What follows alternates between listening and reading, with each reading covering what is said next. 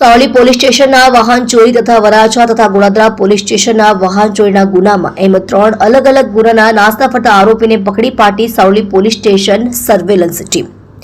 Police commissioner Shri Anupamsinh Gehlot સાહેબ તથા ખાસ પોલીસ કમિશનર શ્રી સેક્ટર 01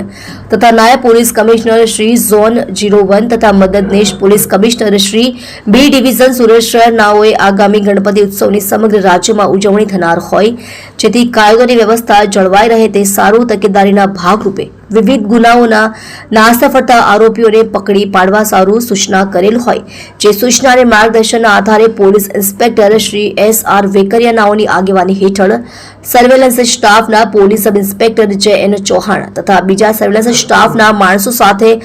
અલગ અલગ ટીમો બનાવી વર્કઆઉટમાં હતા। તે દરમિયાન ASI અજીતભાઈ ઠાકોરભાઈ તથા હેડ કોન્સ્ટેબલ બળદેવભાઈ ભરતભાઈ તથા હેડ કોન્સ્ટેબલ પ્રવીણભાઈ નરવતભાઈ નાઓને સંયુક્ત બાતમી મળી જેના આધારે વાહન ચોરીના Savli police station Varachha police station તથા ગોળાદરા પોલીસ સ્ટેશનના જુદા જુદા 3 ગુનાઓમાં નાસ્તા ફરતા આરોપી નામે અભિષેક ઉર્ફે